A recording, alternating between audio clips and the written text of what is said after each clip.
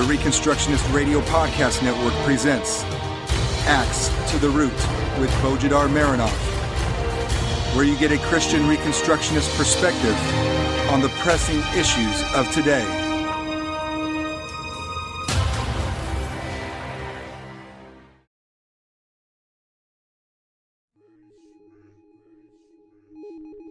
We will be talking about police and the Second Amendment. We will cover that cherished delusion of the majority of conservatives in America that police is good because cops are somehow conservative and are somehow pro-Second Amendment. We will see what the real meaning of the Second Amendment is, and we will see how we can tell a true pro-Second Amendment sheriff from a socialist propagandist who uses pseudo-conservative rhetoric to endear himself to a specific voting bloc. My previous episode on police, should we have police, produced certain negative reactions from some people who consider themselves conservatives. Obviously, it is to be expected given that I dared touch one of the idols of modern American conservatism, the men in uniforms. And I didn't just point to cases of police brutality which are easier to ignore with a favorite phrase, a few bad apples. I presented a principled position why, from a Christian and traditional perspective, which is the professed perspective of American conservatism, police should be abolished. Even worse than that, I presented evidence that from the beginning, police was created as a socialist and progressivist experiment in social engineering to control and subjugate what once was a free people. That must have made some people mad, for I'm not just pointing to individual cases of injustice, I'm pointing to the principle of injustice behind the very existence of police.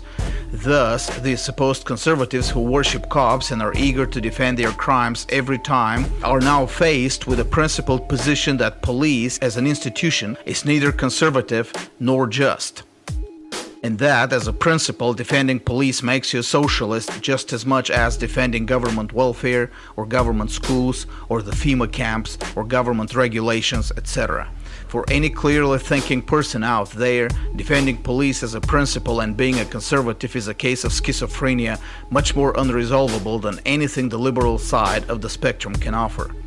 Now, this is to be expected, of course, given that despite their rhetoric against big government, American conservatives are really not against big government, and certainly not against socialism. They just have their own version of statism and their own version of socialism. As has been said many times, American conservatives and American liberals are both statist and socialist, except that liberals envision the state as a caring mother in a kitchen apron, while conservatives envision it as a stern father in a uniform. Both want the state to control individuals, and both want to give the state all the power to enforce their preferred version of socialism. And both have their own inconsistencies and schizophrenias and self-contradictions. While conservatives like to call out the liberal schizophrenia, the conservative schizophrenia is just as bad, if not worse. And I have talked about it in other places. From their view on immigration to their view on police, conservatives most of the time speak and act contrary to their professed principles and seldom even stop to think whether their positions make sense at all, given their own ideology. Intellectual schizophrenia, following the epistemology of Van Til, is always the fruit of idolatry. In his books, Van Til directed our attention to the fact that sin and unbelief produce not only practical immorality but also intellectual debility. He called it the noetic, that means having to do with the mind, effect of sin. Intellectual consistency and honesty can only come from a thoroughly biblical Trinitarian worldview. Thus, people whose minds operate in a regime of permanent schizophrenia are people whose hearts operate in a regime of permanent idolatry. I don't have to go into exposing the idolatry of modern conservatism in this podcast, but we will do it in future podcasts. Knowing that I have to deal with idolatry and that idolatry is irrational, I knew that trying to reason with detractors based on principle would not be productive, so I tried with a simple question with an obvious answer. If the federal government announces a gun ban and confiscation of all privately owned guns, who do you think is most likely to show up at your door to confiscate your guns? A Washington, D.C. politician, a local member of the Democrat Party, or your local cops? The answer I got from all those with whom I tried to reason was this: our cops are different. Yes, folks, just like our schools are different. If we gather all the claims by all the Christian parents who send their kids to government schools, we will find that 99%, if not more, of all the schools in the United States are different. In the same way, I bet 99% of all the cops in the United States are different, based on testimonies of defenders of police. And hardly anyone knows where those few cops are who would enforce a gun confiscation if it's ordered from Washington, D.C. One of my correspondents referred to David Clark, sheriff of Milwaukee County up in Wisconsin. Clark, who is a 100% Democrat with deep ties within the Democrat Party, has become a conservative celebrity propped by Fox News, mainly because of his image of a tough man in a uniform, exactly the kind of image the Republican Party statists worship. He has learned to use the rhetoric of conservative idolatry, from bashing Obama through paying lip service to the Constitution down to talking about the Second Amendment and even abortion. He even sort of passes for anti-abortion. At least he has made a few PR statements to suggest he is. Fox News and other conservative media have dubbed him the rebel sheriff for his ostensible opposition to Obama's federal government and its agenda. So, Sheriff David Clark, my correspondent, said, is a pro-Second Amendment sheriff. We need police because such sheriffs as him will protect us from the federal government's gun grab when needed. Now, if we need to make a personal assessment of David Clark, there is no reason whatsoever to believe that should the time come, he would put his money where his mouth is. For one, he certainly hasn't done it when it comes to abortion. No abortion clinics have ever been closed in his county. Clark has repeatedly said in respect to protests against police murders that if Black Lives Mattered, they would be protesting in front of abortion clinics. The fact that he, a man in uniform, a man of power vested in him to fight crime and injustice, relegates the resistance against murder to groups and people of no official authority or power already shows he's a coward. In the perfect case where he could make a stand against the federal government and protect justice against a wicked statist agenda and protect the unborn, he cops out and asks other people to do it for him. Right there, it is obvious that David Clark has no guts nor intention to stand up for his principles, if he even has principles to start with, to the federal government when needed, and his militant rhetoric to the contrary. And second, David Clark is just one of the thousands of sheriffs and police chiefs around the country who have lined up at the federal government's shop for military equipment worth millions of dollars, from helmets and automatic rifles to armored vehicles. Who is he going to war against? Hardly against his benefactor, the federal government. More likely against his own constituency. Why else does he need to be better armed than the population in his county? Clark is obviously already compromised, and relying on him and others like him to oppose the federal government is, at best, foolish. Leaving aside David Clark's personal integrity, or the personal integrity of thousands of sheriffs and police chiefs with the same macho rhetoric and heroic self-image, the more strategic question before us is this: are they really pro-Second Amendment?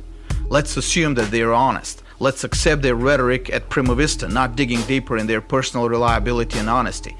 Are we to assume from the claims of these sheriffs that they are pro-Second Amendment, that they are really pro-Second Amendment? In order to answer this question, we need to go back to the real meaning of the Second Amendment. What was the historical context of the amendment and of the Bill of Rights in general? What particular philosophical and ideological terms were at the foundation of the Second Amendment and the Bill of Rights in general?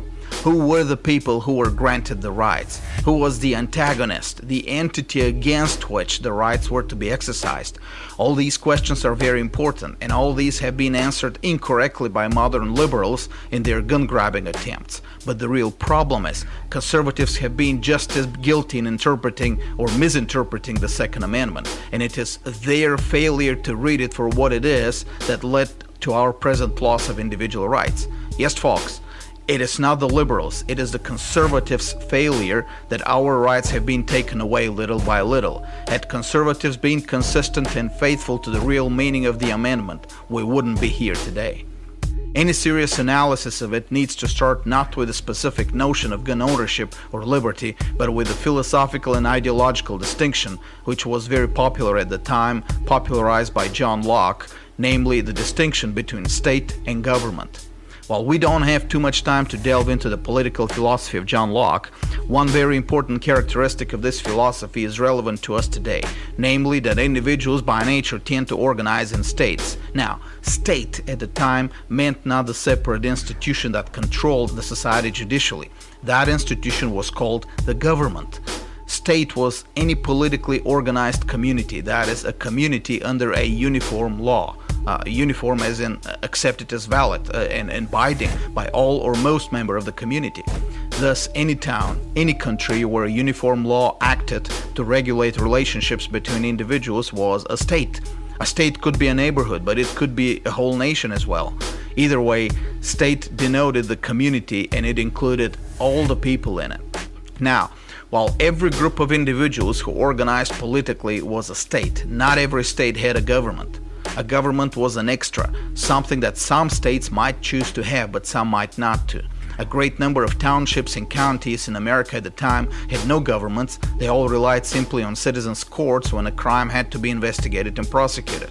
Meanwhile, all the other social functions were performed by private citizens or corporations. People could organize in states. They didn't have to have a ruling elite to govern them.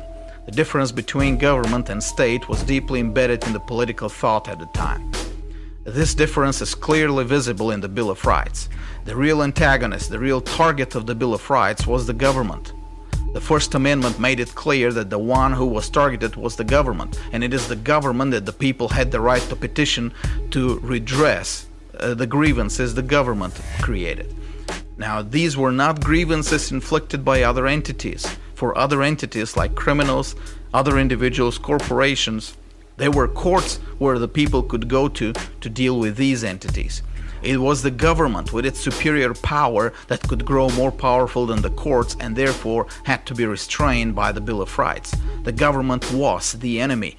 Any agent of the government was the enemy. On the other hand, the state was not the enemy. The state was perceived to be the whole population organized in the same polity. Thus, the Second Amendment specifically establishes the state as a separate from government. And I'm reading from the Second Amendment, a well-regulated militia being necessary to the security of a free state. Notice, while the First Amendment mentions the government as a possible source of troubles and grievances, the Second establishes the necessity of the security of a free state.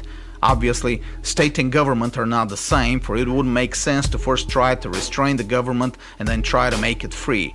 Not to mention make it free by establishing that the people, as separate from the government, have the right to have their own militia, not a professional army, and have their guns. A free state, therefore, was a community that could stand its ground against the government, foreign or domestic. To do that, it had the right to have its own organized armed forces, different and opposed to the government, and its own private guns. At the giving end of these guns was to be the free state, that is, the community and its regulated armed forces. Regulated, that is, by the community itself. Now, on the receiving end of these guns was to be the government, and only the government. The government had its unique and reserved place in the crosshairs of the Second Amendment. And if the amendment was to be taken seriously, the government, in all its levels in the United States, should have stayed there forever. And it was taken seriously for a while.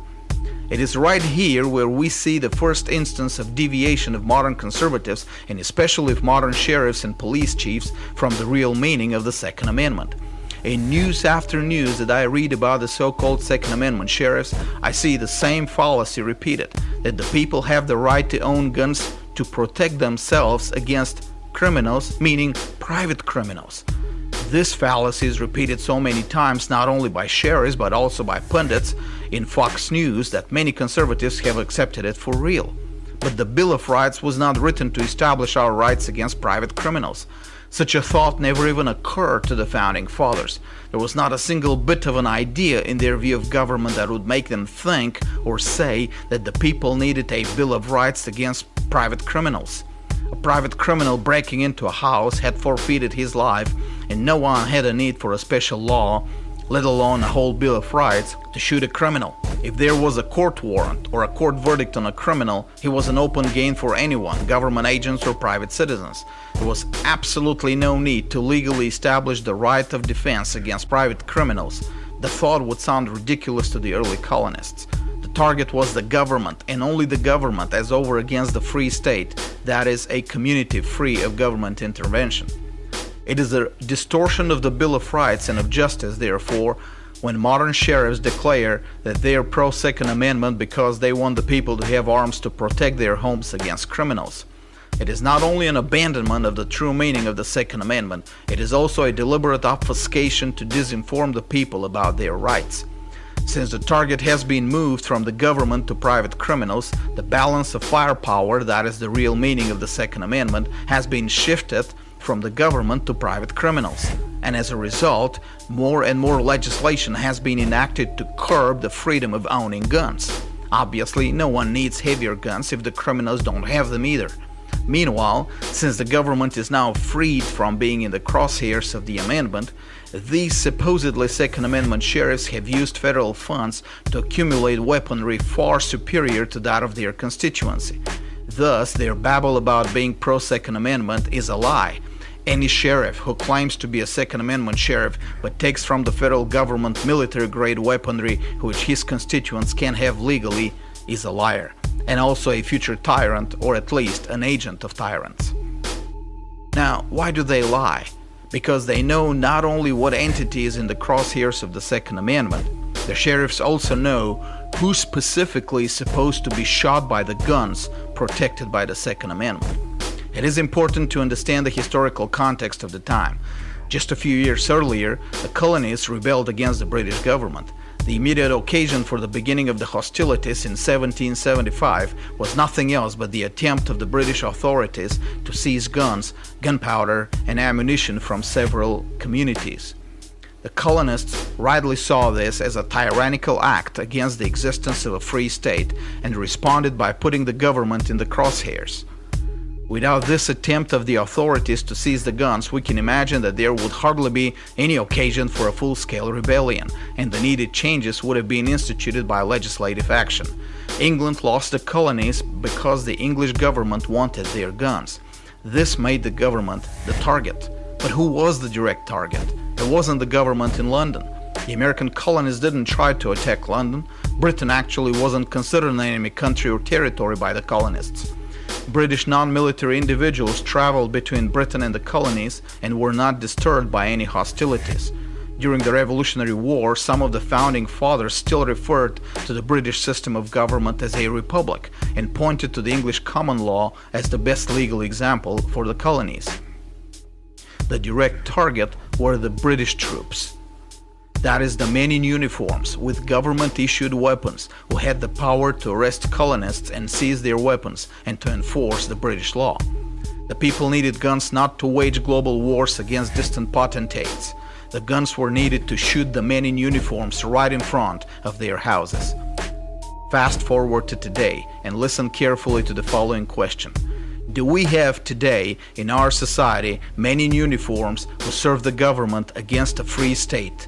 Men who have the executive power to enter our houses or arrest us on the streets and seize our belongings. Men like those redcoats back then. Now listen even more carefully.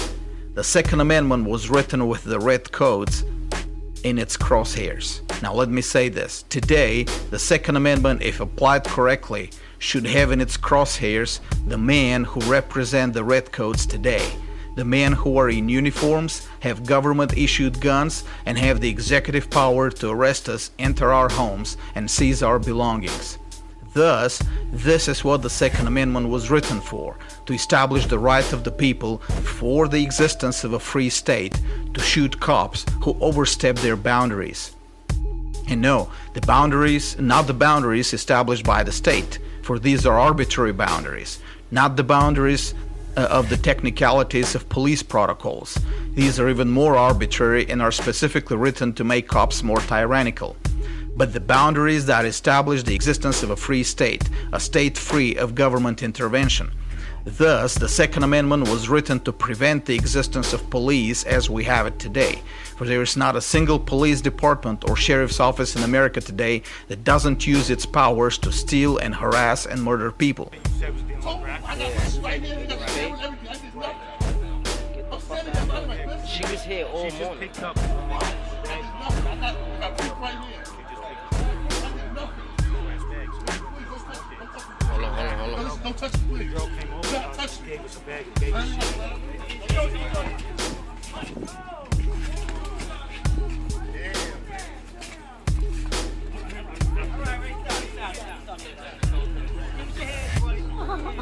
Put your hand behind your back. I can't breathe. I can't breathe. I can't breathe. I can't breathe. I can't breathe. The Second Amendment established the right of Americans to shoot at police in defense of their lives, liberty, and property. Thus, they all should be in the crosshairs of the Second Amendment if America is to return to her real historical legacy. I have not heard any sheriff in America who claims to be pro-Second Amendment say such a thing.